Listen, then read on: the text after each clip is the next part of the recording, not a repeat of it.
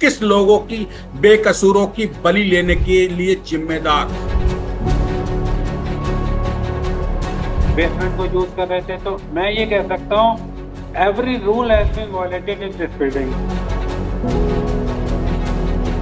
ये बिल्डिंग कैसे बनी, क्यों बनी? रेंस के लिए बनाया था, पर वो हॉस्टल में यूज कर रहा था। उन्होंने बनाया ये बिल्डिंग किसी और पर्पज के लिए, और वो गेस्ट हाउस के पर्पज से यूज कर रहे थे, जो कि कोई ऐसी सजा है जो उनके आने वाली पीढ़ियां भी याद रखें या नहीं?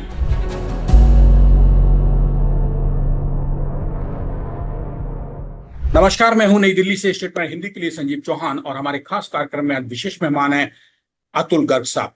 अतुल गर्ग साहब दिल्ली फायर सर्विस के पूर्व निदेशक, जो हाल में ही रिटायर हुए हैं, और हर जगह कोना कोना पता है। खरा बोलते हैं लेकिन साफ बोलते हैं, कुछ लोगों को बुरा लगता है लेकिन चूंकि सच बोलते हैं। गर्ग साहब, स्वागत है अतुल गर्ग साहब स्टेट में हिंदी में। आज मालवीय नगर जैसे लोमहर्षक अग्निकांड पे आपसे बात करना है। आप ही बता सकते हैं साहब, दिल्ली फायर सर्विस के आप प्रमुख रहे हैं, चीफ रहे हैं, और सब कुछ बताते हैं। महकमे की कमियां होती वो भी बताते हैं, सरकारी खामियां होती वो भी बताते हैं। ये सब नरक, अकाल मौतें, बेमौत लोग कैसे बच सकते हैं मरने से, दिल्ली देश की जो राजधानी है उसमें? देखिए, ये जो घटना हुई बहुत दुखद घटना है। 21 लोगों की करीब करीब डेथ हो चुकी है, ऐसा बताया गया है। अभी काफी लोग जो हैं वेंटिलेटर पे हैं, हॉस्पिटल में हैं। ये जो घटना हुई है, अब अगर आप देखेंगे, इसमें सब कुछ जो था वायलेट थी। ये बिल्डिंग सब कुछ वायलेट कर रही थी। इसके बाद दो जीने नहीं थे, कोई फायर सेफ्टी का अरेंजमेंट नहीं थे, इलेक्ट्रॉनिक लॉक लगा हुआ था, बेसमेंट में लोग थे, लोग सो रहे थे, बेसमेंट को यूज कर रहे थे। तो मैं ये कह सकता हूँ every rule has been violated in this building. बहुत कंजेस्टेड जगह थी, आगे रोड नहीं थी, फायर टेंडर जा नहीं सकते थे, बिल्डिंग की स्टैंड नहीं थी, कोई पानी का सोर्स आसपास अवेलेबल नहीं होता है। तो इस केस में जब भी फायर फाइटिंग होती है, उसमें बहुत ही फायर फाइटर को मुश्किल आती है। सारी बिल्डिंगें अगल बगल लगी हुई होती हैं, आपके पास जगह नहीं होती कि आप कैसे लोगों को रेस्क्यू करें। तो ये सब मिला के ना एक कॉम्बिनेशन ऐसा खराब सा बन जाता है कि अगर इस केस में फायर होती है, तो जो टोल है डेथ का, वो बहुत ज्यादा हाई होता है। और यही यहाँ पे हुआ। अतुल गर्ग साहब, आग क्या आप लगी। मानते हैं सर, क्या आप मानते हैं कि करप्शन का कॉकस था मालवीय नगर गेस्ट हाउस की आज की घटना में 21 लोगों की बेकसूरों की बलि लेने के लिए जिम्मेदार? फिर एक एक पे बात करेंगे कि कैसे कैसे, कौन कौन। देखिए, ये जांच का विषय है कि ये बिल्डिंग को एनओसी था, क्योंकि फायर डिपार्टमेंट के रिकॉर्ड में इसका कोई एनओसी नहीं है। ना रेस्टोरेंट के पास कोई, उसने कोई फायर सेफ्टी का लाइसेंस लिया, ना इसने कोई ऊपर जो रूम चला रहे थे उसका लाइसेंस लिया। ये बिल्डिंग कैसे बनी, क्यों बनी, इसका जवाब इंक्वायरी के बाद निकलेगा। मैं इसमें सक्षम नहीं हूं जवाब देने में, क्योंकि यही अभी आप अगर देखें, 3 दिन पहले एक छोटा सा 3 दिन पहले एक बड़ा हादसा साकेत में हुआ, जिसमें बिल्डिंग गिरी, जिसमें कहा जा रहा है बिल्डिंग इलीगल है।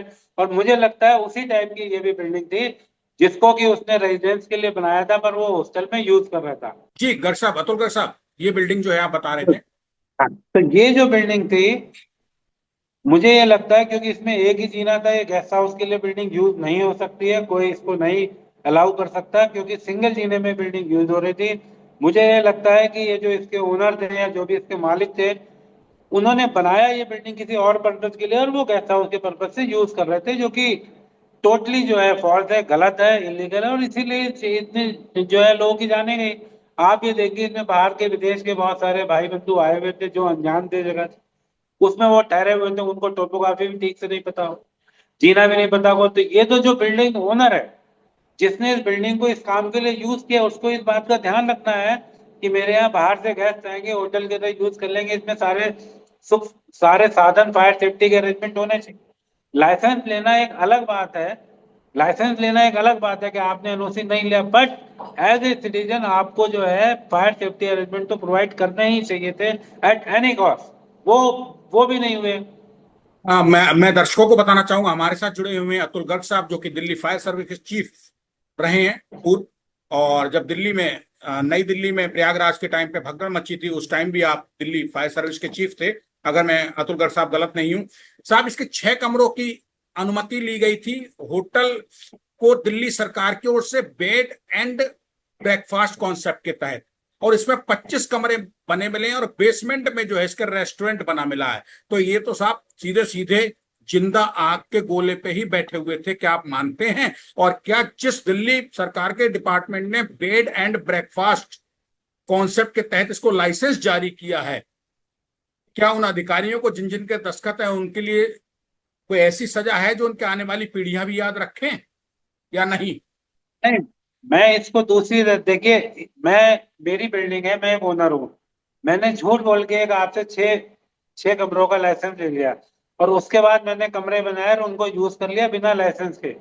तो इसमें जो जो ज्यादा रिस्पॉन्सिबिलिटी है वो तो बिल्डिंग ओनर की है ना। अगर कोई ऐसी जगह में रूम बना के किसी और पर्पज के लिए बना के चोरी छुपे उसमें अगर आदमियों को ठहरा रहा है, बाहर के नागरिकों को ठहरा, तो इसमें ज्यादा रिस्पॉन्सिबिलिटी जो है बिल्डिंग ओनर की होती है। मैं ये नहीं कह रहा बिल्डिंग अथॉरिटी जो है इनको वो उन्होंने चेकिंग क्यों नहीं की, इनको लाइसेंस क्यों नहीं। ये इंक्वायरी होगी, इसमें निकलेगा जो जो जिम्मेदार होंगे उनके खिलाफ एक्शन होगा। ये बात मैं बिल्कुल दावे से कह रहा हूँ, क्योंकि आप पिछले एक महीने के अंदर देखिए दिल्ली गवर्नमेंट ने बहुत कड़े कड़े कदम उठाए हैं। अभी आप साकेत में भी जो बिल्डिंग परसों गिरी, उसके बाद देखिए आज पेपर में था सब जगह 8 बिल्डिंग चिन्हित करके कि उनको तोड़ा जाएगा, उन पे एक्शन।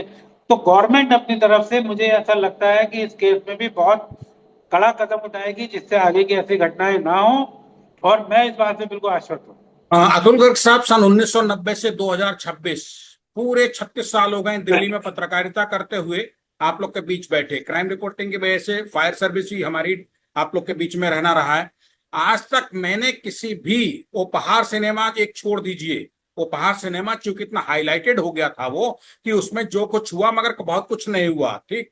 उसके बाद आगे पीछे या जो राइंद्रा होटल वगैरह जो थे इधर अपने करोल बाग वगैरह में, राइंद्रा प्लेस में होटल वगैरह में आग लगी, घटनाएं बहुत हुई साहब। किसी घटना के बाद मैंने किसी जिम्मेदार गैर जिम्मेदार को इसमें फांसी चढ़ते नहीं देखे साहब, कोई नहीं चढ़ा है। मरे तो 30-30, 35-35, 40-40 लोग हैं, लेकिन 36 साल का क्या ये अब मानेंगे? सस्पेंशन, उसके बाद 4-6 महीने, साल 2 साल बाद बहाली, और उसका नतीजा है फिर 21 लोग बेकसूर मर गए अनजान, जो दोषी नहीं है। और दोषी साहब मालवीय नगर अग्निकांड में भी सब बच जाएंगे। अतुल गर्ग साहब, पूर्व चीफ फायर ऑफिसर दिल्ली के होने के नाते ईमानदारी से अब तो बताओ सर कि आप भी तो इंसान हैं, आपका परिवार मेरा परिवार है, तो हम इंसानी साहब, क्या ये इंसानियत नहीं मारी जा रही है, कत्ल नहीं किया जा रहा है? नहीं, आप बिल्कुल बात ठीक कह रहे हैं, पर आप इस बात से मैं ताक़ुल नहीं रखता। हर केस में एक्शन हुआ है। मैं बता देता हूँ, राजेंद्र नगर में जो कोचिंग में बने थे हमारे 2 अफसर को खिलाफ एक्शन लिया और अभी तक वो ड्यूटी पे वापस हैं, अभी तक है। आप अगर ये कहेंगे ऐसा नहीं है कि एक्शन नहीं लिया गया, गवर्नमेंट बहुत स्ट्रांगली एक्शन ले रही है। अब अगर साकेत वाले कांड में भी देखें, 2 AJ जो मैंने पेपर पढ़ा उनको किया गया, और मैं आपको फिर कह रहा हूँ कि अब बहुत अच्छा एक्शन होता है, काफी लोगों को खिलाफ कार्रवाई होती है, और ऐसा नहीं है कि नहीं हुआ। आप देखिए ना, मैंने बताया राजनगर में मेरे 2 अफसर हैं, 1.5 वापस नहीं आए हैं। अभी तक वो जो है उसमें क्या कहते हैं हमारे सस्पेंड है, उनके खिलाफ केस चल रहा है। तो अतुल ये गर्ग ऐसा साहब, कहना गलत होगा। आज नहीं होता टीवी है, पर मीडिया में, आप नेशनल मीडिया में आज बहुत डिमांड में, आपके पास टाइम की बहुत कमी है, मैं समझ सकता हूँ। हर टीवी चैनल आपको ही सुनना चाहता है कि आप, क्योंकि कमियां भी साफ साफ गिनाते हैं, साफ गोई में आप बहुत जाने पहचाने नाम है। अंतिम सवाल ये है कि साहब, इन घनी आबादियों में जहां एम्बुलेंस जाना मुश्किल होता है, फायर की गाड़ी तो और बड़ी होती है, वहां जानी मुश्किल होती है, ऐसे इलाकों में देश की राजधानी दिल्ली में गेस्ट हाउसेस बनाना क्या सही है? नहीं, ये गेस्ट हाउस था ही नहीं। मैं आपको शुरू से ये कह रहा हूँ, ये बिल्डिंग एक ऐसी बिल्डिंग है जिसमें सारे रूल वायलेट किए जा रहे थे। ये गेस्ट हाउस वहां बन ही नहीं सकता, क्योंकि उसको गेस्ट हाउस के लिए आपको परमिशन लेनी है, हेल्थ डिपार्टमेंट से लेनी है, फायर डिपार्टमेंट से लेनी है, MCD से लेनी है। तो ये गेस्ट हाउस था ही नहीं। ये गेस्ट हाउस की तरह यूज किया जा रहा था, बिल्डिंग किसी और काम के लिए बनी, और उस जगह में गेस्ट हाउस को लाइसेंस नहीं मिल सकता है। ये बात मैं तो शुरू से कह रहा हूँ, अब भी कह रहा हूँ कि दिस इज द बिल्डिंग जिसने सारे रूल वायलेट किए, फायर के, MCD के, हेल्थ के, सबके। सर, फायर की एनओसी भी नहीं मिली है तो क्या अप्लाई नहीं किया है? फायर वाले वहां तक नहीं पहुंच पाए, घनी आबादी होने के वजह से नहीं पहुंच पाए हैं? नहीं, देखिए जो हमारे यहाँ फायर के लाइसेंस की प्रक्रिया है, आदमी MCD में जो लाइसेंसिंग अथॉरिटी उसके बाद अप्लाई करता है वो हमारे पास भेजती है। तो इस केस में मुझे लगता है उस आदमी ने अप्लाई नहीं किया, कि ही मस्ट बी अवेयर कि यहाँ उसको लाइसेंस मिलेगा ही नहीं, तो उसने अप्लाई नहीं किया। क्योंकि मेरे सामने ये नहीं है, अभी बात हुई जब डिपार्टमेंट में, तो पता ये चला कि शायद उसने वहां कभी अप्लाई किया नहीं था।